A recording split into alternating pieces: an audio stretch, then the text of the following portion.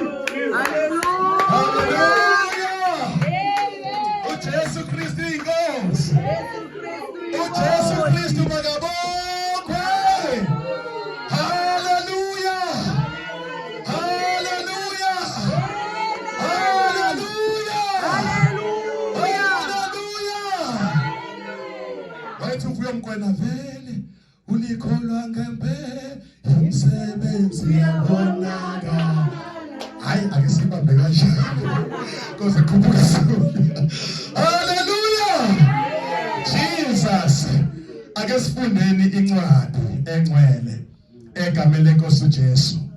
Hallelujah. Ngizocela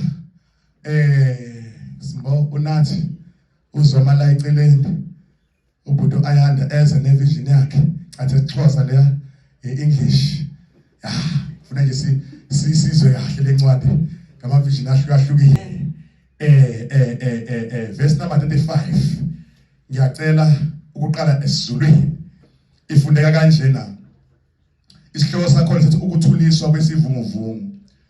Ngalolo suku sekuhlwile. Wathi kubo asiwele siye ngaphesheya. Ela ayanduze. That day when evening came, he said to his disciples, "Let us go over to the other side." Athi kubo kwangalo mini kwakuhlwa. Masiwele siye ngaphesheya. Verse 35. Base bemukisa isixuku bahamba naye njengalokho ebesemkhunjini kwakukhona neminye imikhumbi ihambisana naye. Ayanda. Leaving the crowd behind, they took him along just as he was in the boat. Besindulule isihlwele bamthabatha esemkhombeni njalo. kwaye ke kukho eminye imikhunjana inaye. Verse 37. Kwase kuvuka isivunguvungu esikhulu somoya. Amaza aphonseka phakathi emkhunjini. Umkhumbi waze waqala ukugcwala. A furious squall came up, and the waves broke over the boat, so that it was nearly swamped. Kwabakho uqhwithela olukhulu lomoya. Aye ke amaza ephoseka emkhombeni, abetha wafuna ukuzala kwangoku. 38. Kepha yena wayengasemuva emkhunjini elele esicamelweni. Bamvusa bathi kuye, Mfundisi, awunaki nakuba sibhubha na? Jesus was in a stand, sleeping on a cushion. The disciple woke him up, said to him, Teacher, don't you care if we drown? Waye yena esesinqeni somkhombe, elele ubuthongo phezu komqamelo. Bamvuse bathi kuye, Mfundisi, akukhathali na sichabalala nje? Amen. Verse 35, 39. Wayesevuka wakhuza umoya. Wathi kulo ulwandle, thula uthi tu. Kwanqamuka umoya, kwaba khona ukuthula okukhulu. He got up, rebuked the wind, and said to the waves, Quiet, be still. Then the wind died down, and it was completely calm. Wavuka wawukhalimela umoya, wathi kulo ulwandla, hlala uthi tu, uthi cwaka. Wadamba umoya, kwabakho ukuzola okukhulu. Verse 40. Wathi kubo, yini ukuba nesabe kangaka na? Yini ukuba ningabi nakukholwa na? He said to his disciples, Why are you so afraid? Do you still have no faith? Wathi kubo, yini na ukuba nibe nje, kuba nibe ngamagwala, kutheni na lento ningenalukholo? Verse 41. Besaba ngokwesaba okukhulu, bathi omunye komunye, kanti lo ungubani lokhu nomoya nolwandle kuyamlalela? They were terrified and asked each other, Who is this? Even the wind and the waves obey him. Boyika ngoloyiko olukhulu, batshono ukuthi, ubani na ke lo lento alulanyelwa nangumoya nalulwandle? Amen. Sihlala phansi. Hallelujah. Yizwi lenkosi leli bazalwane. Namhlanje uNkulunkulu uzokhuluma nebandla lakhe. Uzoliqinisa, uzolinika isibindi, uzolinika ithemba lokuthi indlela isaqhubeka. Amen bazalwane.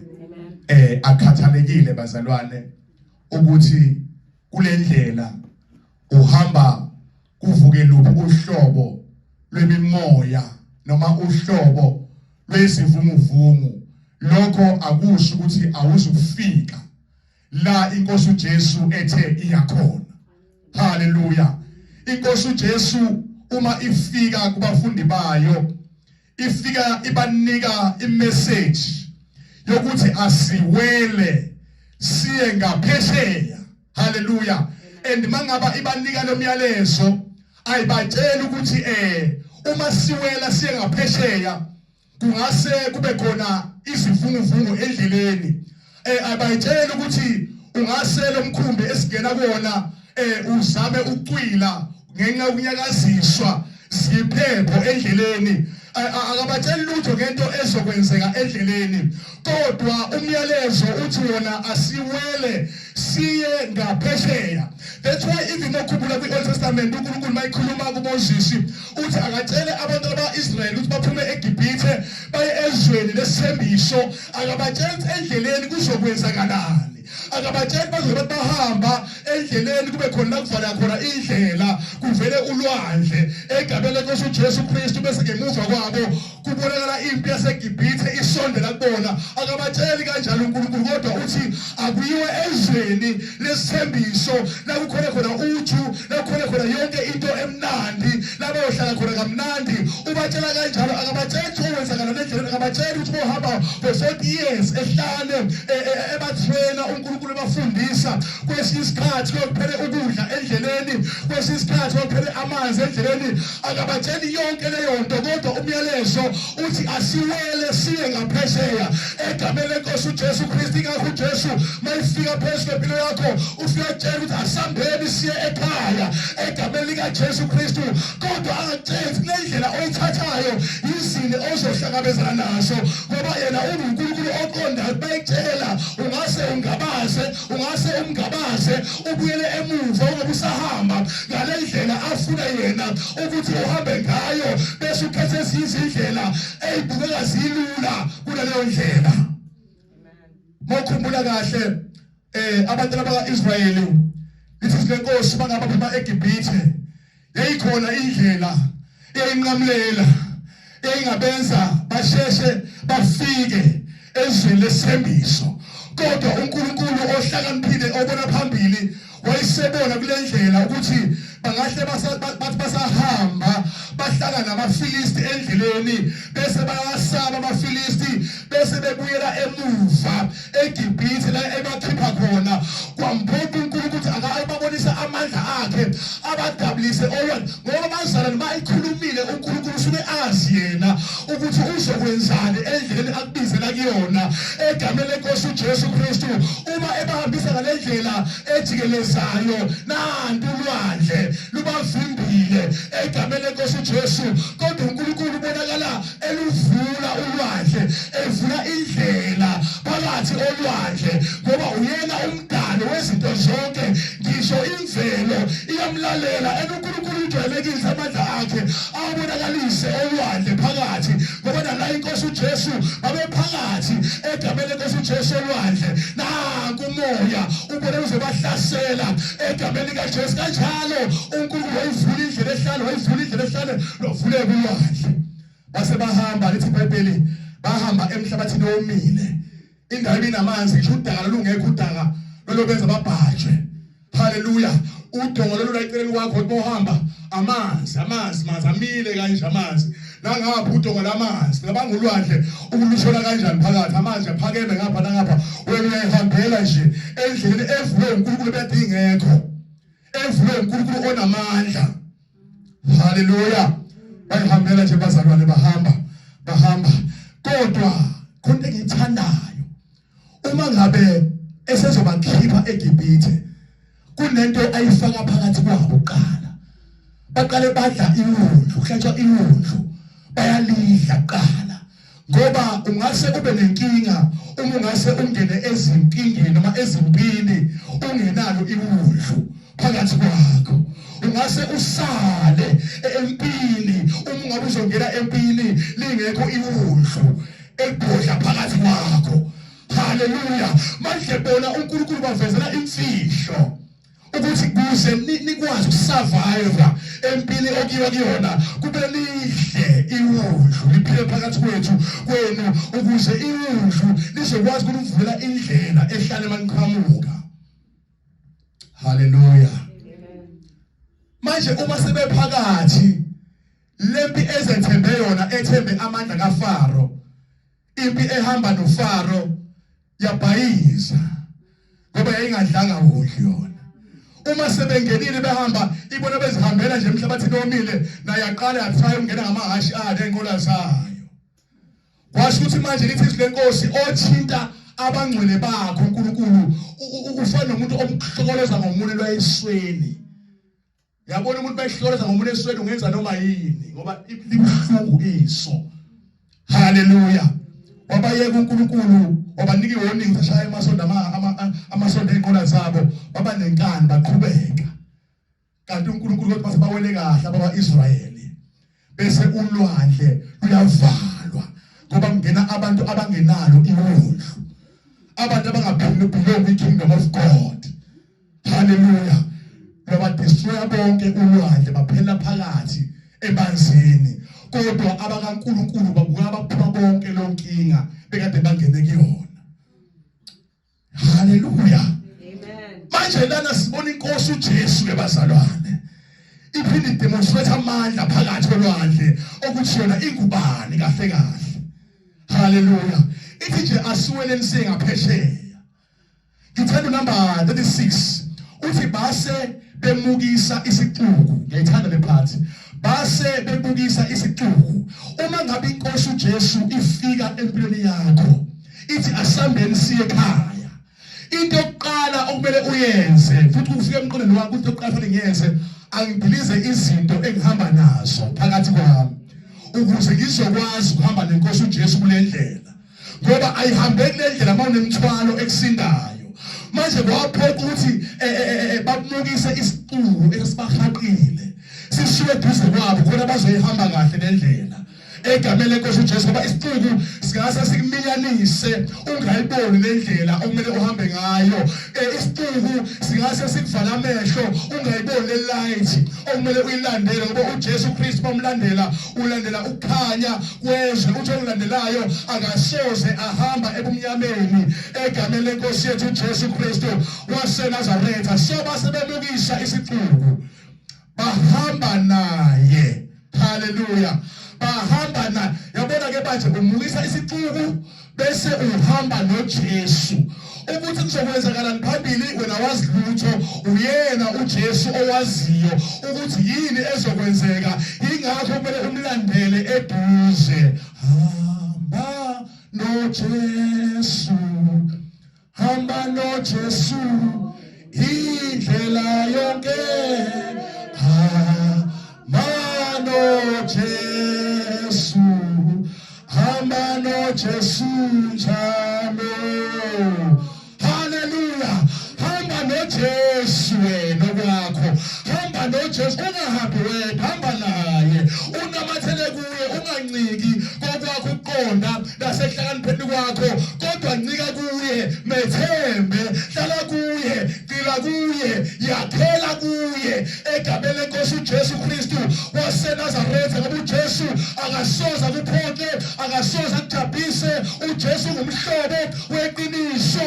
Egameni lenkosi yethu uJesu Kristu waseNazaretha, athi ohlabela kamnandi wakuqinisa ngegazi. uJesu konke akuthembisayo akuthembise khona waqinisa ngegazi, kwaphoqa ukuthi igazi lakhe lichitheke ukuze uJesu Kristu azophila phakathi kwakho, ukuze uJesu Kristu usizothi bomlandela akubambe ngesandla. Hamba noJesu, hamba noJesu indlela yonke. Hamba noJesu,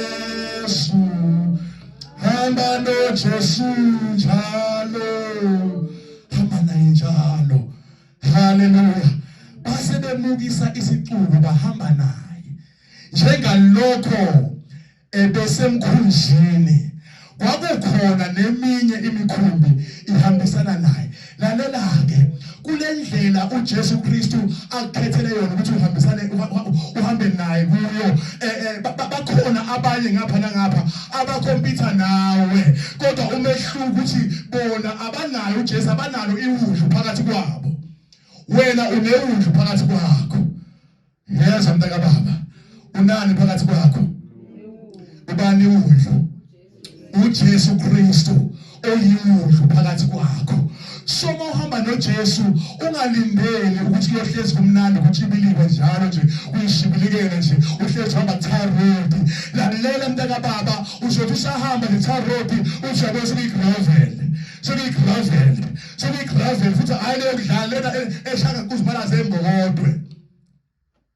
Kwesinye isikhathi ubekathi uyakhubeka, kwesinye isikhathi uyothi usayihamba le ndlela, uthi usayihamba kusemnandi kunjena uziba ufakaza ukuthi uJesu yawezwa amandla, yabuza uNkulunkulu phakathi kwami. Egameni likaJesu Kristu uvele ufike i-darkness ikuhange, uthi ubheka ngapha kumnyama, uthi ubheka ngapha kumnyama, uthi ubheka ngapha kumnyama, uthi ubheka ngapha kumnyama. Hayi ukuthi angeke, uthi uhamba naye. Ukhona leso simo, ukhona leso simo. Kunento inye ayilindele kuwe ukuthi wena uze kuye uzomnyakazisa. Bazalwane, lithi lenkosi wayekhona uJesu phakathi emkhunjini. Hallelujah. Wayephakathi emkhunjini enabo, ehamba nabo. hey Nkosi yami phakathi zonke izinkathazo ongena kuzo uma usungumntwana wakhe uphakathi kwakho ungena nawe emlilweni phela lalela mntana baba Abednego Meshaki Shadraki ngekhathi kubaswa umlilo isithando somlilo esiphindaphinde o7 baba nemfihlakalo bamthemba kunokuthi besabe kuNebukadnezar bathemba yena haleluya bathemba yena kunakho konke abasabiswa na umlilo kwathi noma bethathwa bephonswa emlilweni kwasho ukuthi bangena naye noma engabonakali ngamehlo enyama kodwa wayekhona haleluya wayekhona ucaba ukuthi kwenziwa yini ukuthi lamadoda okuyiwona ayibakhuphula ebafake esithandweni somlilo kwavele kwafa wona ngoba yona ayishayo uNkulunkulu wethu ukhonzoming fire badlala ngomlilo oqothulayo bathatha abantu bafaka emlilweni wenyama kanti abazi lo abamkhonzayo ungumlilo oqothulayo haleluya cabanga uthatha umlilo ufaka emlilweni kuyokwenzakalani lapho uzosha haleluya babafaka phakathi wavele wathi ake ngiveze namhlanje kuNebukadnezar ukuthi mina ngiyindoda yamadoda ukuthi mina ngiyinkosi yamakhosi ukuthi mina ngiphezulu konke ukuthiwa uNkulunkulu emhlabeni ukuthi mina ngiphezulu kwehlelo zonke ephakanyisiwe emhlabeni ukuthi mina ngiphezulu kwakhe uNebukadnezar nomkhandlu wakhe nazo zonke nominister bakhe nenduna zakhe namakhosi akhe mina Jehova ngikho konke ngoba nakhona azabe inkosi nje unikezwe mina nesihlalo sobukhosi kodwa yena akazazi haleluya waseyavela wesine phakathi kwabo wavela wesine phakathi kwabo ndoda yavela indoda amadoda iphakathi kwabo abazalwane babonakala bezihambela emlilweni Nkosi babonakala bezihambela enhluphekweni bezihambela enkathazweni bezihambela ezifungufungweni bezihambela lapho bevukelwa bezihambela olakeni labantu bezihambela ezinkulumeni zabantu bengenake lutho bezihambela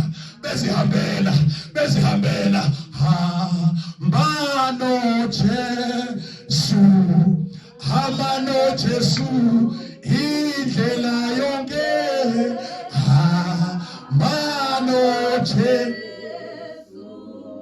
hamba no Jesu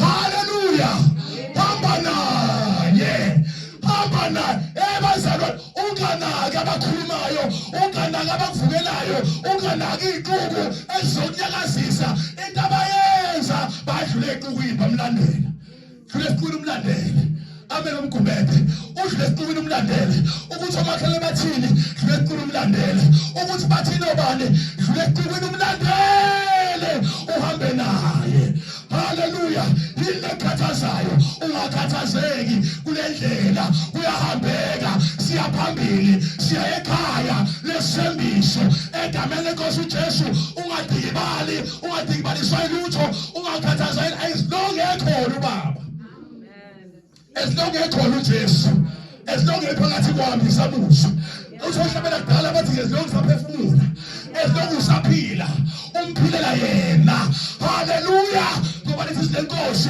akusewena ophilayo kepha sekuKristu Jesu ophila phakathi kwethu egameni lenkosi uJesu yini khathaza yena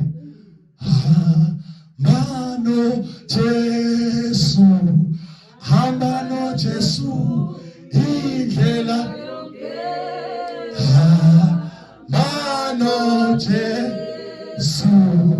hamba no Jesu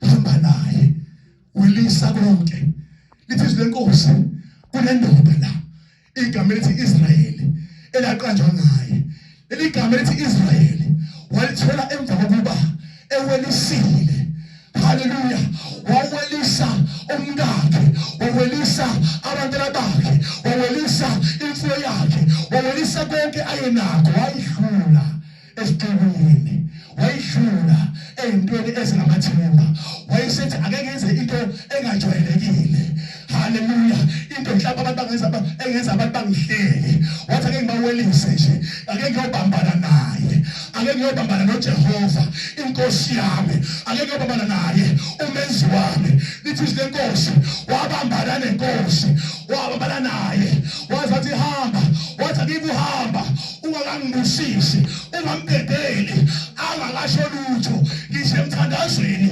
ungajahu amen ngekukusebenzele sometimes ake uhlale aze asho something phakathi kwempilo yakho ake umlinde ake uhlale ngisho emkhulekweni ake uthi bawungena khona isikhathi uthi baba angizuphuma kulomkhuleko ungashongo lutho phakathi kwempilo yami angizuphuma nginjena ngalokhu ngingene ngiyikho kodwa ngifuna ukuphuma kule ndawo isimo sami siguguliwe. Haleluya. Wangena wabambana nenkosi wabambana naye mayibambane naye ithi wamthetha isixhoxa senyonga lakhe. Haleluya. Sashintsha step sakhe sangabe safana nendlela angene eyiyo endaweni kaNkulunkulu. Haleluya. Egameni lenkosi uJesu uJakobe igama lakhe wase yashintshwa igama lithi Jakobe wanikezwa igama elithi wena Israyeli. Wena Israyeli ngoba ubambene noJehova umuleke noNkulunkulu wanqoba abazalwane egameni lenkosi uJesu awucabange nje sahamba lendlela umle nezinkinga zikuvukela uhlale inkosi zikuqobele bese iqamba igama elisha ikunika igama elisha ithi wena uthembekile wami. Haleluya. Ithi wena umntwana wami wena uyisithandwa sami angisezi ukuyeka manje ikunika igama elisha. Bazalwane. Haleluya. Bawelisa ngiyaweliswa kule ndlela bazalwane. Kwesikhathi kube ngathi kwathakathaka usinyama yami kuyaphela ngayo manje kuyaphela ngami kodwa ngeke usikhona iwuhlu phakathi kwakho iwuhlu ngaleso sikhathi bese liyabonakalisa amandla alo njengalokhu la abonakalisa olwandle. Haleluya. Nabo amathemba abo ayisephelile ngisho inceke uMoses nawe seqathi okwenze njani masekusho. Haleluya. Kodwa khuluma indoda yasezulwini yathi phakamisa induku yakho ukhombe ulwandle. Bazalwane ulutsheze livuleke ulwandle bavuleke ulwandle ngoba kunewuhlu phakathi. Lenze njalo iwuhlu liyavela lapho khona elakho ithemba seliphelile lapho khona ukwazi kwakho nokuhlakanipha kwakho sekuphelile sekufreeze ingqondo bese liyavela iwuhlu lizokuvezela ukuthi yona lingubani linamandla kangakanani.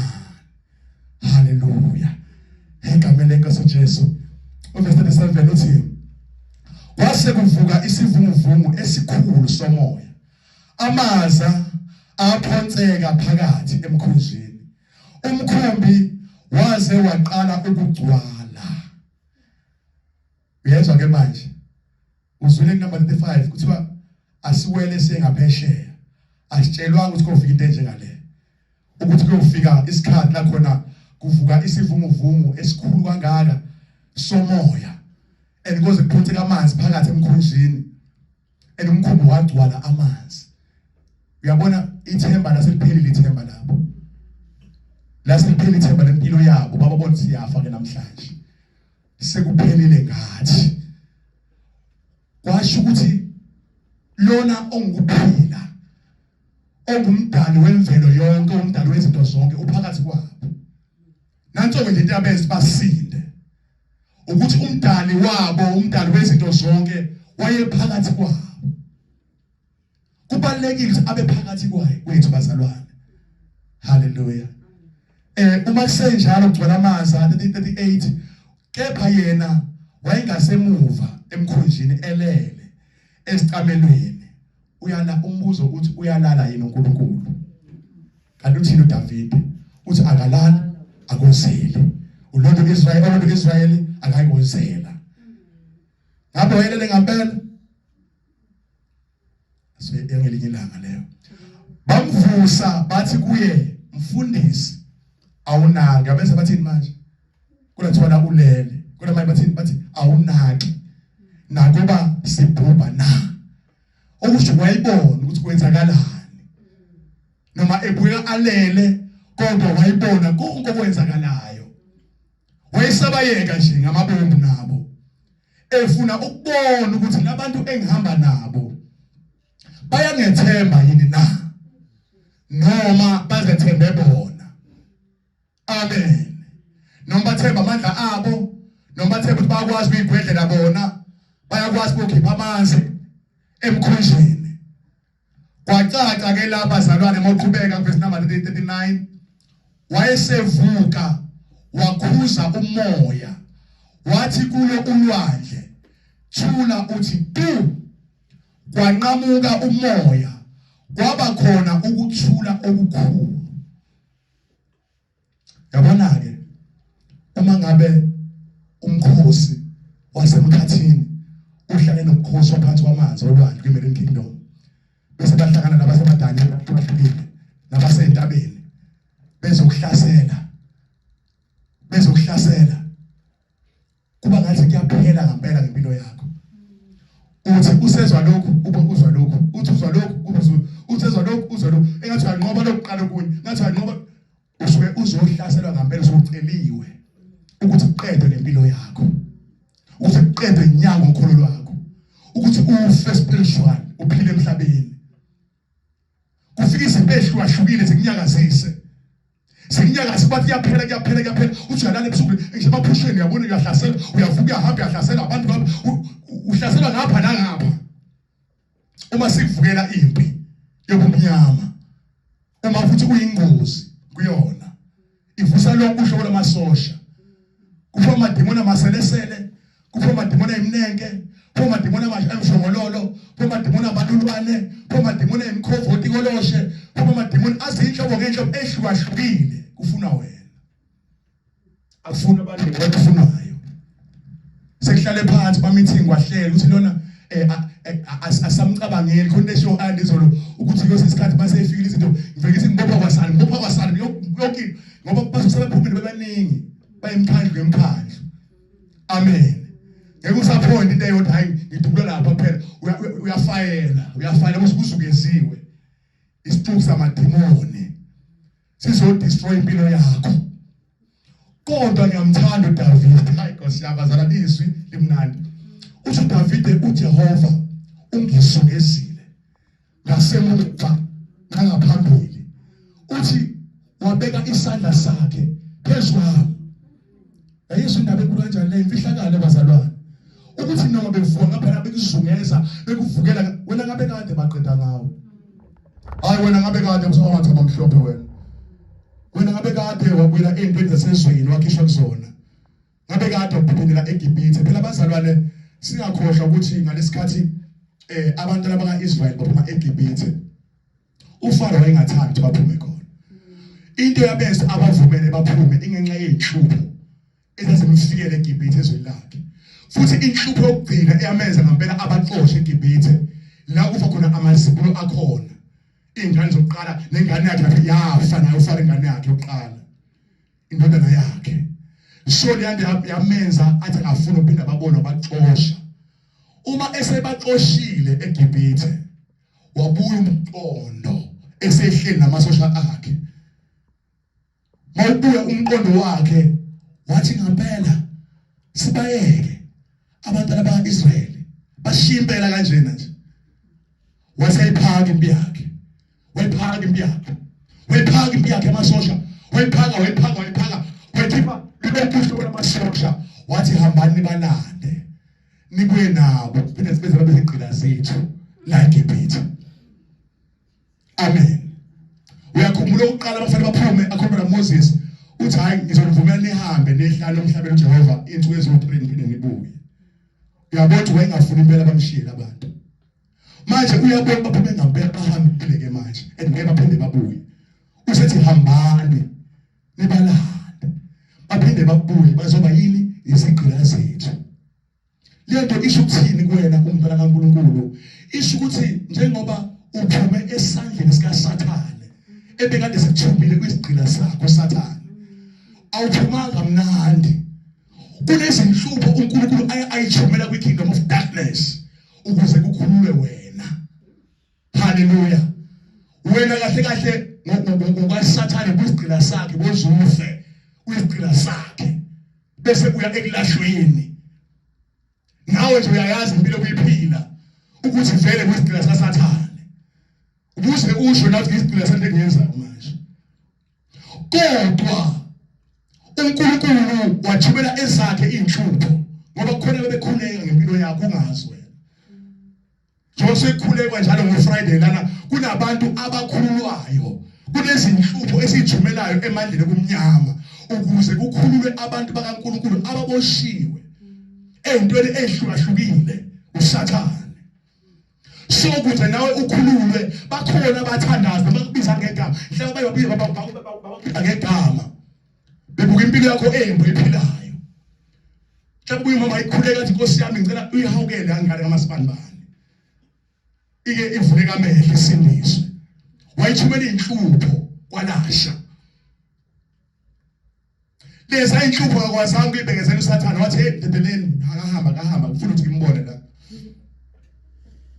ukhishwa uJesu ngesandla sinamandla ngoba izinto zamanje zenzeka ezweni likamoya uqala zasenzeka sibheke kanje iqala manje zenzeka ezweni likamoya ngoba indaba ingalomuntu ongaphefumulo yona oboshwayo manje kuqala kwi-Old Testament beboshwa umuntu ayiboshwa amaketanga uma ngabe one uNkulunkulu eboshwa amaketanga anovalwa ezweni elithile babezigcina ezweni elithile manje uboshwa spiritually uphila kanje uswekile kanje umuntu njena kodwa spiritual uthola ukuthi uboshiwe amademoni uye uNkulunkulu athumele inhlupho phakathi bademonini ukuze wena ukhululwe manje ke into eyenzakalayo uye uSathane masukhululiwe esekubona ufakaza ukuthi mina nganginjena namhlanje senginjena uJesu wafika empilweni yami nginjena uyabuka uSathane ukuthi yakhe kuthi madoda simiyeke impela nje atamase kanjena lo Jesu wakhe lo simiyeke afakaze kanjena simiyeke guys kususwe izimbi ngapha ususwe izimbi bazalwana even nakubantu bakuyifamily yakho phakathi uvule nabantwana bakho haleluya uma sekhishwa lezi zimbi lezi ngisho abantwana bakho obazala bakuvukele uxa kwenzakala nababazazi nabo abazenzakalana athi uyena uSathane ozo attack wena ukuthi give up kule ndlela khona bazokubopha bakubuyisele khona haleluya kodwa ngenxa ukuthi wena unoJesu phakathi kwakho uJesu usuku nosuku uveza indlela yokukusindisa ukuthi ungaboshwa ngamaketanga kaSathane uthi uJesu izimvu zami akekho ongazihlwitha esandleni sami uthi futhi mina ngiyazazi zami izimvu uthi izimvu zami naziyangazi ziyalizwa futhi izwi lami uthi ngizibiza ngamagama zingilandele okusho umubi noma ethi uyasondela ethi uzoqeda ngempilo yakho kuvela uJesu akuvikele kuvela imikhosi yezingelosi ikubiyele la uhamba khona uthandiwe ezulwini uthandiwe ezulwini mntaka baba nakuba uNkulunkulu somjabhisile kodwa akuthande athi ngiyokulandela moni kuze kube sekufeni ngikulandela ngoba uyasibekezelela bazalwane uNkulunkulu wethu lithi futhi izwi lakhe awuyikulingwa ongaphezulu kwamandla akho okusho ukuthi yonke inkinga ezo-attack impilo yakho isuyaqala yafakwa esikalweni nguJesu wayikala wayitesta wayibheka ukuthi ingakufanele yini uyithwale haleluya noma ngabe yisiphi isimo ongena kusona modlula kusona yazi ukuthi inkosi uJesu qale yasithwala qala yasiza isindo sakhe ukuthi ngabe ingane yami ayikufadala la ngiphele ngayo akuthwese uthi uyabona ziyakuvukela ngapha nangapha kodwa uJesu Kristu akuphe amandla uPostoli Paul uma ngikuthakathaka ila nginamandla khona haleluya amen kwesinye isikhathi ujabhiseke bazalwane uthi amandla ami aphelile ayikho lento engayisho ngoNkulunkulu ayikho lento engayisho ngoNkulunkulu ngendlela engizizwa ngikhathazeke ngayo kodwa bese uthi Jeremiah noma bengizothi ngizothula ngabe ngisasho lutho ngayo, kodwa uthi izwi lakhe nje bazalwane linjengomlilo ovalelwe emathanjeni ami. That's why it is lenkosi akusemina ophilayo, sekunguKristu uJesu ophila kimi. Okusho ukuthi ngamanye amazwi uJesu Kristu akanandaba ukuthi wena uzwani, unendaba ukuthi yena ufuna ukwenzani ngawe, ngoba uyena okubizile, uyena futhi ofuna ukusebenzisa. Uyawazi kahle uJesu wena namaplan ngempilo yakho awakho wengqondo yakho, kanti naye futhi unamaplan ngempilo yakho. Yena unamaplan ngawe. Phela uJesu ukuphazamisa kwelakhe icebo usubona ukuthi ayabona ke manje lana ayingeshaya intambo, akuphazamisa akususe khona. Athi ngenana kwamanje, hamba na. Ohamba ukhala indlela yakho uNkosi yami, wangiphazamisa iplan yami. Ubonile uJesu ngaphambili ukuthi le plan yakho lena yokwenza sheshe ufe, sengafika isikhathi. Kanti usadinga emhlabeni ukuthi akusebenzise. Haleluya bazalwane. So manje uJesu Kristu ke namhlanje ukhuluma ngendaba yezilingo, ukuthi makufika izilingo bazalwane siyamshiya uNkulunkulu. Uyamkhuluma uMshumayeli uthini? Uthi uma umbusi ukuvukela ungayishinda yakho, ngoba ukubekezela kuvimba izono eziningi. Haleluya. Kumele ubekezele noma umbusi ukuvukela, wena bekezela wethembe uJesu. Uhlale kuye uJesu, ungasuswa ukuthi ubona abantu bomthembile ewaphambi kwakho. Ukukholwa kwakho kancika umuntu ukuthi ngibone umzali ikho ledala liwa phambi kwami nami sengiyayeka, ayikho indaba okholwa, ayikho lento. Cha, lalela mntaka baba, wena ubizela ukuhamba indlela yakho oyoma ngayo phambi kaNkulunkulu ukuthi uhambe kanjani kuyona. Ubani nobani bazalwane yofika lande ukuthi uhambe kanjani kule ndlela abizele kuyo. Ngeke kushona hayi umshumayeli ongishumayezayo ngamose dakotshwala nama vele ngabona engcono dakotshwala ubizo yena yini, ngoba uNkulunkulu wasebenzisa yena ukuze uNkulunkulu akukhiphe emanyaleni akuhambise ngendlela eyangaphesheya. Ungana ukuthi bosahamba endleleni nanka umkhumbi lapha ngaphesheya baceleni engathona muhle wona awuhlaselwa uright, mina nje womkhumbi yahlaselwa uyanyakaziswa. Hayi hlala emkhunjini onoJesu. Omunye umuntu basunyakazisa umkhumbi onoJesu uvela ukuthi hayi uNkulunkulu ngasekho ushile, uhambile uNkulunkulu ibandla linjalo ibandla lezinsuku. Mayes mangabe lento abeyizwa mangabe efika inkosi mayithandaza econnect fast ezona vele ukuthi hayi asekho ushilo uJesu uhambile. Akakushiyanga mntaka baba, ukhona bazalwane. Haleluya. Phela ukuze uzobona amandla akhe kumele kwesisikhathi ayekele isivunguvungu sifike phakathi kwempilo yakho, ukuze kubonakaliswe amandla akhe khona uzoba nemvuselelo phakathi kwakho. Ngoba ungahlezi uyihambela kamnandi nje ungasenzeki lutho nje endleleni yakho, kuthela wayeka nje uhamba ku-freeway nje, uhamba ukhululekile nje kumnandi udamaza one way, ungasuka ugcina wakhohlwa amandla akhe. Kufanele zifike izivunguvungu ezolinga. Mazizokulinga azizile kuzokususa kuye, kodwa zizokwenza wena ukuthi usondele kuye. Haleluya. Zifuna ukuzovuselela uthando lwaqala phakathi kwakho. Ngoba phela abazalwana eqinisweni kunothando esiluzwayo masithola uJesu. Uyalwazi lo luthando lokuqala oluzwayo, olukwenza nje wathola kahle uvela uhlanye engathi wagcola umgwaqo wonke, uthi wozani into enza kulo mama Samaria owagijimisa Maria lonke, wathi wozani nizobona ongitshele konke engikwenzileyo. Kwakuwuthando lokuqala lo bazalwane. Uthando lokuqala lwenza ungabi namahloni ngevangeli, lwenza ungabi namahloni ngoJesu, lwenza uJesu umthande ngendlela emangalisayo bazalwane, ngoba luyavutha enhlizweni yakho, luvuthe phakathi kwakho, ngisho uzindla ngaye njalo. Haleluya. Kodwa mangabe silikushile lo thando bazalwane, balukushile, uyaqala unganaki manje ukuze akusondeze kumele avulele isiphepho phakathi kwempilo yakho. Kusike sithi ukuranda kancane kuwena, sithi ukushake nje. Sithi ukushake nje uvike nje, uvike ngapha lapho, uvike bese ukuthi uyamthemba yini.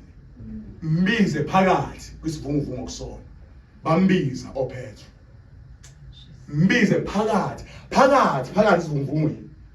Noma subonza abana siyabhubha siyaphela ke manje. Mbize. Noma subonza ibandla okulona ngazi manje lishona phansi, mbize. Bambiza umkhumbi ushona phansi, umkhumbi bambiza. Esengene phakathi amanzi emkhunjini. Akusho baye khona ngeke angene amanzi phakathi, azongena. Hallelujah. Zongena inhlupho bazani phakathi ebandleni ekhona. Hallelujah. Hayi usangabona uyabona. Kongena konke kungene izindaba, kungene izinkulumo, kungene ukusola, kungene ukugxekana, kungene yonke into, kungene shikwe phakathi. Wena wenze njani uma ngabe sengenile amazi phakathi na emkhunjini okuwona? Ngabe ukhetha ukubheka omunye umkhumbi ongena Jesu, ushiyelo noJesu bana sungena inkingi? Into uJesu ayifunayo udinga ukuthi wena ungalindi umfundisi azabiza ifasting. Udinga wena ube fasting yakho. Ukuthi le fasting angiyilotela imoto, angiyilotela umshado, ngiyotela ibandla lami uNkulunkulu alibiyele, alivikele, ashaye, akhuze yonyakazisa inkosi yakho Nkosi uJesu. Uthuleleni ubona ungena uxokozela ebandleni na? Uthuleleni Nkosi uJesu ubone ngathi amandla ayaphela. Bazalwane,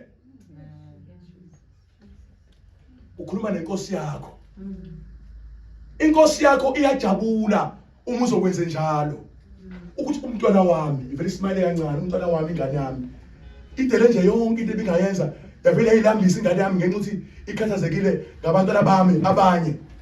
Bese inkosi uJesu ikubonisa amandla ayo, ivele irevival iqale kuwena. Amen. Hallelujah. Iqale kuwena irevival phakathi kwakho, uyizwe phakathi kwakho irevival, uzwe iqhilo phakathi kwakho, uzwe umnandi, uzwe uthando kaJesu, uthi uyafika la uzothandaza, sizwe ngawo uqubula phezulu, uzugqumagqume ngoba ingene into yasekhaya phakathi kwakho. Hallelujah. Manje lento ephakathi kwakho ke ngikhathi iqubuka nathi abakamoya bathobe sifadalala siyayizwa ukuthi into yasekhaya le nanti ilanga lomlilo livutha ke manje silizwe ngoqala ngiconnecte nomuntu ana connecte nophela aconnecte nobani aconnecte sizwe umlilo ngoba khona ikholwa elihambile nayomnyakazisa lithi lenkosi evukile uJesu wakhuza umoya. Hallelujah. Wakhuza umoya ngoba kusuka umoya bazalwane owenza kuphonseka amanzi phakathi. Umoya, hallelujah, osuke uzohlasela, owenza kuphonseka inkinga nezinkathazo nokuxokozela nakho konke. Umoya.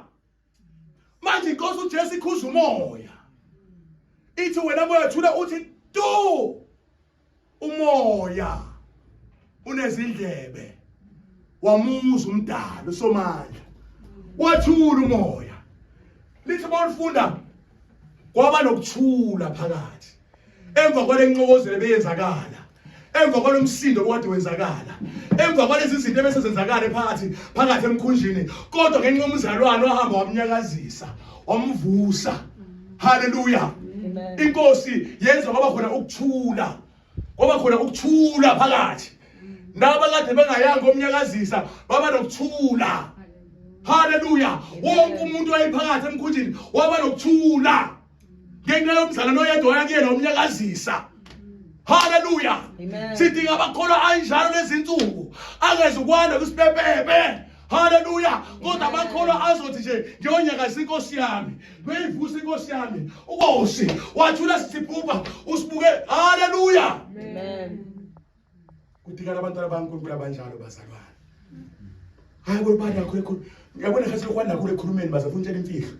Malokhu wanda ekhulumeni usola engiyasola ukuthi nje manje ibandla sekanje ngiyasola ukuthi ubani sekanje ngiyasola sihamba kanjani nje nawe uba negroup yakhe eceleni kwakhe igroup yakho manje embi, igroup eyokwenza umkhumbi ucule kakhulu phansi. Hallelujah. Engabe wena uthe manje kukhona okubonayo ukuthi Nkosi yami engathi khona okwenzakalayo phakathi emkhunjini. Ngathi khona ugumu nje bomoya ongenayo. Wena imfihlo yakho ungahamba ukhuluma nabantu ngiyasola kanje ngoba ngeke ngithandaze. Nolibala izindaba noze niba abangani ngiyabona abangani fonana nje ebusuku ngo12. Kuthi ubonile ke mase kanje ukuthi kunjani mase kanje khona ubone ayisekho lento. Kanti wena makhona okubonayo ukuthi ngizokucindezela ukukhona ngizothi ibandla lishona phansi uvele nje uthi iplate lokudla hayi ngokubona mfana ngelinye ilanga okumancane uvele uye enkosini yakho uJesu uthi kodwa baba Nkosi uJesu siyakuthanda thina siyazi ukhona emkhunjini uthuleleni Nkosi wenze kanje uthuleleni Nkosi uthule Nkosi siyacela baba siyacela ungene phela lokho inkosi efunayo abazalwane ifuna inkosi ibandla elizila ukudla liya kuyona liyokhala lokho afuna uNkulunkulu uyajabula mawucela kuyena uthi uJesu Kristu celani noma yini beyizwe indaba celani noma yini uthi kuzikubeka lokho angicelanga lutho kodwa yena ufuna sicele uyathokoza uJesu ukuthi ucele kuyena kunokuthi wacela kwabanye uNkulunkulu kuyamjabulisa lokho ke uthi enicelayo ngiyakwenzela khona egameni lenkosi uJesu. Hallelujah. Sidinga amakholo abazalwane okuzothi mawone iphutha kumntwana wakini ubona noma sila inkonzo nje ukuthi ubone iphutha umzalwane ungaveli expose phambi kwabantu nje umzalwane kanje cha abazalwane umntwana wakini ukukhombisa uthando ukhulume naye ngothando ukuthi umntwana wasekhaya sikabantu abandawonye sizothanda baba wethu akube kanje iphele lapha indaba yenu ningalokhu nje ukuthi exposeana ubani sesiyazi la bantu khona bangazwani ubani akazwani ubani akazwani akuselona lika Jesu lo bantu abazalwane elika Sathane uma sekhona nje inhlebo ukuhlebana ukugxekana nani akuselona lika Jesu bazalwane sisukile emkhunjini onoJesu masisenjalo sangena emkhunjini ongawona oyiqinisa emkhunjini wamanga umkhumbi kaSathane ngoba la khona uSathane khle kunenqokozela engathuli kanti la khona uJesu manje usuyangena uSathane sivele sivusa uJesu axoshe uSathane umoya ongcolile amen uyabona okwenza le ndlela iphazanyiswe kunomphefumulo oyokhululwa ngaphesheya haleluya kunomphefumulo oyokhululwa njalo ke bazali bazokhululwa imphefumulo mawukhona abantu abazosindiswa bazinikele enkosini uJesu noma bazibuyisele enkosini uJesu kuqale kube khona izimbi ezozama ukuvimba amasosha athunyiwe ukuthi ayokhulula imphefumulo kujwayelekile ke bazalwane ukuthi ube njalo mangabe nje khona amasosha uNkulunkulu awakhiphayo ukuthi ayolanda imphefumulo kuvele kwehle inkuzibalanga esivunguvungu esizowavimba amasosha azavukele nje namasosha ahamba nawo bazalwane yakwazi ukukhonjwa isibhamu isosha ohamba nalo engabe nidubula izitha jika isibhamu sibhekise kuwena nibhekisane kanje ibhamu kanje amakholwa sihamba endlela yokukholwa sikhombele ngebhamu kanje amen sikhombele ngebhamu ukuthi one mistake ngilahla phansi sikwenye impilo bazalwane manje ngiyahamba ngiyakholwa lapho ngikhombela isibhamu sibekela emuva khonolwa uwe manje ngesibhamu sakho ekubeni siyempini amadimoni ahleka ibandla namhlanje ngoba liphila ikhombele ngebhamu ibandla liyakhulumana kabi lakhonkothana wow hayi bazalwane engabe icabanga lesibhamu siphethe izima kanjani udlala ngaso uzokhomba umfowenu enenga empini haleluya amadimoni angena phakathi emkhunjini ngoba manje sibhizi sinakalana siyadubulana ngapha sidlala amadubulana manje asiyazi imission esukele yona manje lamadoda ayihamba nenkosi uJesu lemkhunjini abanemfihlakalo ukuthi uma sekunje akapheli ngathi ubikhona inkosi uJesu into kumele siyenze thina siyahlabana isodwa asinyakazise inkosi yethu uJesu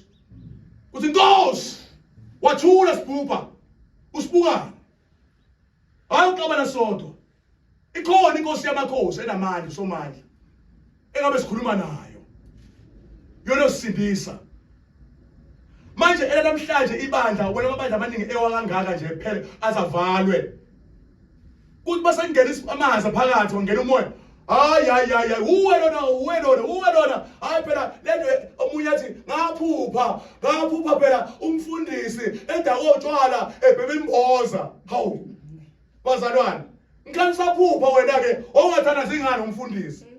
Ongayani ngovusa uJesu uthi Jesu nangu umfundisi ebhebe insangu manje ngibona ebanjwa ama-Ariel gijima inkanye eziphambi kwakhe. Hallelujah. Mina uye phela enkosini uJesu ngiyacela baba umsize nangu umfundisi embona nje phela ubona izinto umfundisi uhleka yedwa umfundisi ubona amavesi athi bazashintshile manje ayikhona egijima phambi kwakhe. Hallelujah. Uyinyakazisa inkosi uJesu uyitshele inkosi uJesu ngibona engabona manje ngicela usize baba uthule kanjani umfundisi wethu amdinga asemdinge nje sebasha ama-erele ekantini. Amen. Hallelujah. Amen. Manje wena ukhuluma ngoba sekwenzeka kodwa kade wabona. Kodwa uyalinda kuze kwenze bese uba imawuvusa abangani bakho. Phela lento eyenzakala njengamanje lento eyenza kuyena ngayibona kudala mina uNkulunkulu wangibonisa yona ngambona impela nje adakho phela inkani ebhuquza. Uyabona manje wena wona ungikhombeka isibhama ngidubula sonqeda wena ngoba awuyanga inkosini wayoreporta khona. Kunalokho uyacelebrate namadimoni nezitha ngoba phela uye wavula igap ubone ukuthi sahambi kahle kwelikamoya ngeathekwa noma angathekwa enyameni. Wena wababhizi wathula wanganaka amadimoni aze angena afika ashaya amadimoni bese uyacelebrate amadimoni ashaya amabhrayi ngapha nangapha athi hawu sinqobile uSamsoni sinqobile samkhipha ngisho amehlo sinqobile simbophile uSamsoni sejele lethu siqedile ngaye bese nawe uyacelebrate kanye namadimoni. Khipha ifoni yakho nawe WhatsApp lapha nifake lama emojis lawahleka kuze kuphume inyembezi athi amanzi kanjena nihleka umfundisi oshayekile ngoba wena wawubonile. Amen. Uhleke nize nifake lokho kuzingane lokho okhala bamahleka nifake khona nihlekisa umfundisi owile noma ngencikazi ethile wile noma ngencike ethile wile. Lapho awuboni ukuthi umzisa ubuhlungu obukhulu uJesu ngalokho. Ngoba uJesu phela bazana ngendlela asifela kabuhlungu ngayo. Kuvele kubuhlungu kakhulu makhona umntwana wakhe oshayeka endleleni. Kuvele kuzwe yabona kufana nomzali osuke azele ingane. Kuyasika labazalwane kuyena, kuyekusika kuyena uJesu. Kuyasika kuyena ngoba walizala kabuhlungu ibandla. Wangemnandi ezala ibandla. Washaya kabuhlungu kuze kuzalwe thina. Wabethela kabuhlungu ukuze kuzalwe thina. Phezu kokho konke uphinde wabhotshozwa la ohlangothini ukuze kuzalwe thina. Manje lamanxeba ayavuka mangabe umntwana wakhe elimala. Ungacelebrate kanjani inkosi yakho ekhala? Ungajabula kanjani? Ashintsheni ke bazalwane namhlanje. Sikhokhe ibhamu zethu. Sikhombe impilo eqhamuka ngakhona. Mangikhuluma ngebhamu bazalwane umuntu azabale athi hawu kanti abantu banebhamu. Ngikhuluma ngomthandazo. Ngikhuluma ngomthandazo bazalwane. Kunabantu abaphethe ibhamu ezinkulu kabi labazalwane. Kodwa abayisebenzisi ngendlela efanele. Abayisebenzisi ngendlela eright. Uyabona nje ubani nobani phakathi kwethu mangase ashintshe ngempela isibhamu sakhe asibambe kahle. Appointele qhamuka khona isitha adubule. Niyayibona into engenzeka abazalwane. Ube nesikhathi sokubheka isitha siqhamuka khona. Ungayibona into engenzeka egameni lenkosi uJesu Kristu. Ungayizwa irevival engenzeka khona abazalwane. Usuku nosuku phakathi kwakho naphakathi kwabantu abakini. Ungayizwa irevival phakathi kwakho. Ungaze udubule nje kahle, udubule kahle ngempela kahle. Ungajaheli utho. Hallelujah. Sengizovala abazalwane. Into eyenza kuvukele impi endleleni. Babeka endaweni ebizwa indawo yase izwe lamagarasa emagadara. Kulelo zwe kwakhona indoda eyayikhwele omoya abangcolileyo. Yayikhwele izinhlobo ngenhlobo zeziqhwaga zamadimoni. Zaziphakathi kule ndoda. Ibizwe ukuthi ilegion ngoba ilegion isho ubuningi bamadimoni. Ubuningi bento. So manje indlela ayemaningi amadimoni ayingabaleki inamba yawo mangaki. Ngendlela akumuntu oyi1. Lendoda ngendlela eyiboshwe ngayo babezama abantu ngenyama yabo ukuthi bayibophe ngozankosi ivele baqabule cabanga uzankosi lemqine ngayo ayibaqabula ngoba kwagcwele amadimoni phakathi kwayo le ndoda lithi lenkosi lemadimoni ayidriver ayisa emathuneni kwakuthi noma kunetha imvula liduma izulu ikhale phakathi emathuneni iboshiwa amadimoni ikhali memeza thoba imemeza usuku nemini isike ngamatshe gxaza igazi engazenzi eboshiwe bazalwane elinendlela ayiyona akekho umuntu oyihamba khona owayithanda ukumsiza uyakwazi ukumsiza ngoba manje amadimoni akuyena aye rough ayabamba kutengule ngezandla kuhlephule bakwazi ukuyisika yena aphuma igazi gxaza igazi ekhale njalo uyabona ukuthi kunabantu abanayo emgwaqeni abahlanye emakhanda hayi ngoba bakhona amadimoni ahlukahlukile wena ungazi uhleke ngoba umuntu oyohlanya uhleke ufa uhleka kanti awazi uhleke engahlekwa uboshiwe udinga ozomkhulula le ndoda edinga umkhululo ozoyikhulula kodwa wayengekho ezweni amagarasa wayengamkhulula nakuba iboshiwe ekhala edazuluka akekho oyakwazi ukumsindisa naye phakathi kwakho wayithanda ukusinda wayithanda ukufana nabantu wayithanda ukuphila njengabantu bonke kodwa inkinga amadimoni yona imcontrola ayimenzisa into angayithandi ngoba amadimoni masefikile akwenzisa lento ongayithandi mhlawumbe lo muntu oyifundile efuna ukuyibona ephumelele udokotela into ehle endaweni noma efuna ukuyibona eyimeya ikhansela kodwa amadimoni ambhekisa endaweni angayiplananga ayomhlalisa emathuneni wayengenawo umkhululi wayengamkhulula ngicabanga umndeni wakhe unjalo umndeni wakhe losikhathi umzali wakhe na wayithini mayizingane yakhe ikhala emahlathini idazuluka ingekho into azoyenza naye ngoba noma wayengathi awungada kanambi woza umzali wakhe engakwazi ukumbona amadimoni ayimboza ubuso gcwele amadimoni sekuphila wona wayifile ehamba emhlabeni wayigcwele bonke omoya basemathuneni ingakho wayehlala emathuneni eboshiwe bazalwane manje into ezikuvukisa ivunguvungu endleleni ingoba kuyokhulwa lo muntu onjengaloyo uSathane useka bayibona ukuthi kuyokhulwa inkinga lo muntu uvela azohlasela njengamasosha ngisho uNkulunkulu nomkhulula alihlasela endleleni alivimbe alwe nani alibambezele ngazo zonke izinto lezi kanti khona umuntu okumele ayokhululwa haleluya ningaze ngigive up nanithi Nkosi yami amasaphothekile phakathi endlini angena amanzi endlini seyishinda wethu manje siyahamba sawushiyela umkhumbi siyahamba kugcine ngakhululwanga muntu bekufanele akhululwe niliba lokhombana ngebhamu nodwa phakathi endlini oba sengena amanzi nikhombana ngebhamu nicinga ngebhamu ufuna umazi umuntu omvakashela kanti ufuna indaba zakhe usuphila kanjani unjani uyakomunye uqoqa indaba haleluya baboshiwe abantu ofanele bakhulula ubhizi ngikhobana ngebhamu engabe uyokhulula abantu bathixo ababhubhayo ngabe uthi sibhamu sakho udubula isitha esibopha abantu bakathixo haleluya kodwa ngiyabathanda nabazalwane ngoba bayivuza inkosi bakwazi ukuthi kuthula umkhumbi bayanje kulelizwe bayazwana endleleni ayikho intokozelo ayikho indlela isitha sikangena ngayo haleluya bahamba balokuthula phakathi kwabo ngoba bahamba noJesu banokuthula phakathi kwakho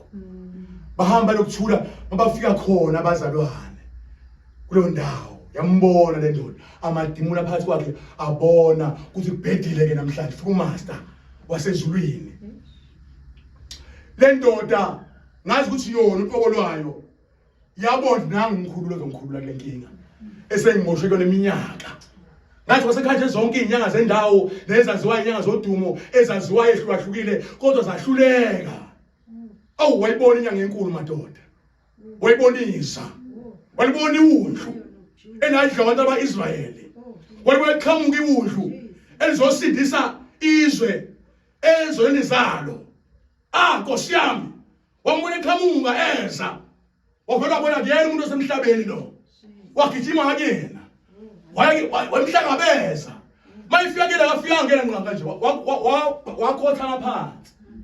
Okhombisa wasebona inkosi le. Noma bahamba naye bangamboni but mina ngiyambona inkosi le. Futhi akuyona inkosi la eMagadara, inkosi le yasezulwini. Ezokhulula mina. Hallelujah. Waphansi asiyakhuluma amadimoni. Ngoba ayimazi umani. Athi sitamsebenzi kumuni nawe Jesu. Ngoba indoda la phezulu konke kuba uzelana uzohlupha. Sengafisa ukukhuluma amadimoni phakathi kwakhe manje.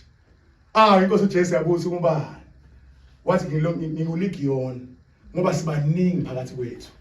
Hallelujah. Wasiyakhuza amadimoni uJesu ukuthi awaphume le ndoda.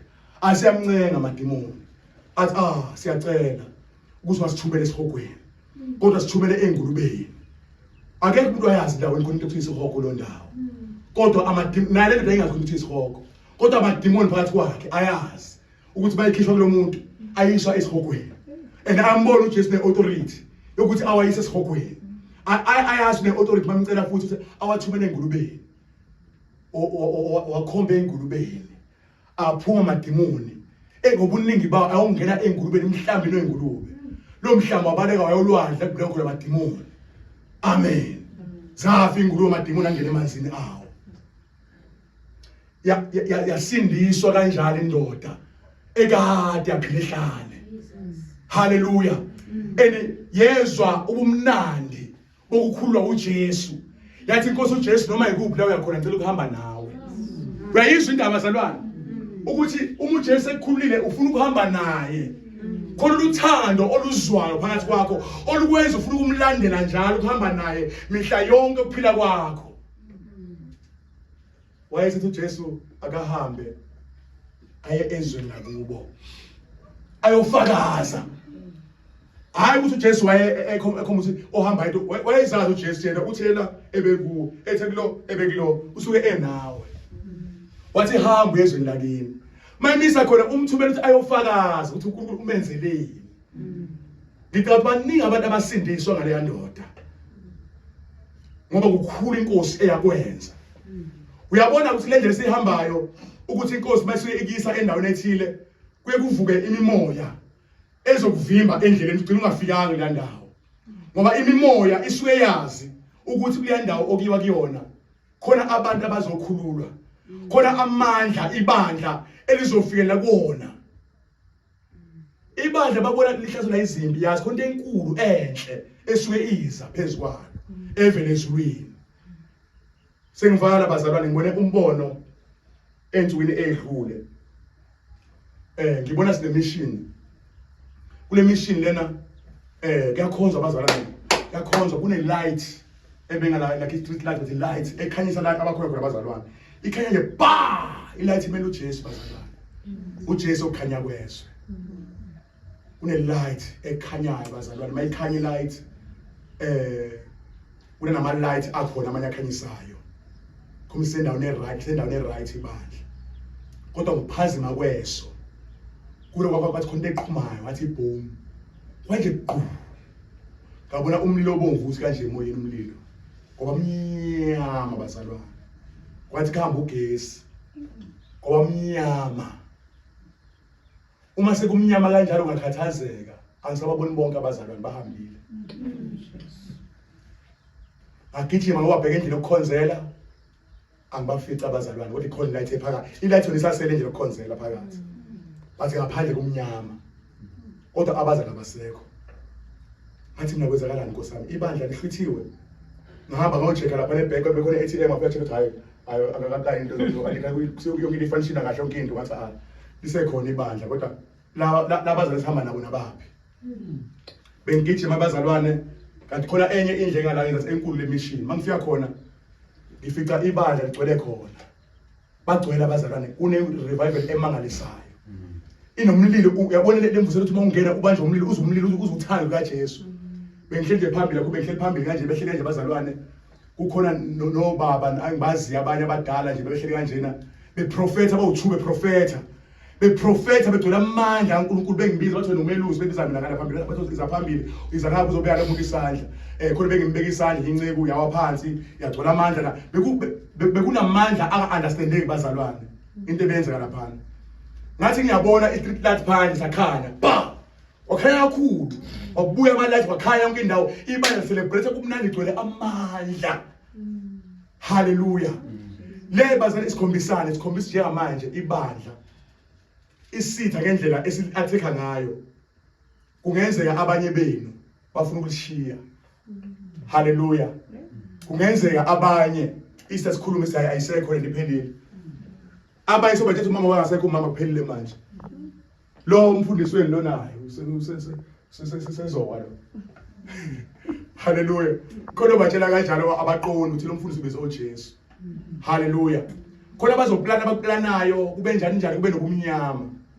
kodwa uma kudlule isihlava ibandla elingena kuso kwamanje khona into ezokwenzeka khona i-revival bazale emangalisayo ezomangalisa nabe kase besola bathi hey ngiyisola Nkosi yami ukuthi ngangicabangelani kanje Nkosi yami ngiyisola ukuthi ngishola nto kanjena ha into kanje esefakaza uNkulunkulu ukuthi bekikhona phakathi kuleyo darkness ebekade yenzeka haleluya bekikhona phakathi kwaleyo msinde benikuyona bekikhona phakathi kwaleyo ngqokozelo benikuyona bekikhona bantu bami haleluya bazalwane lapho ke kuyobona nobede kude uthi khona into evuthayo lapha kaSisini no lelothi nami ngifuna kaSisini nami nobani uthi ngifuna kaSisini khona into yenzeka khona ezokwenzeka bazalwane uzozwa thuthi bazalwane okwakho nje yenkosini yakho ukinyakazi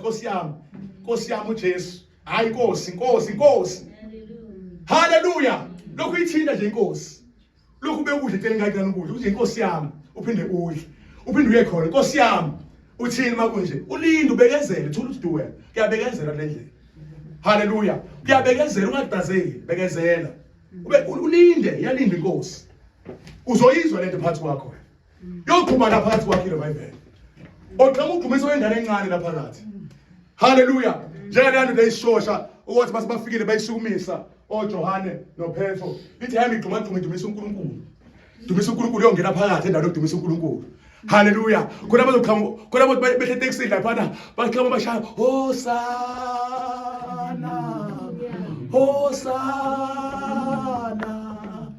Hosana haleluya zokudla ngijima intombi sejake umdumisa endlini yakhe uThixo ijake umworship uThixo wakhe balasambeni soyikho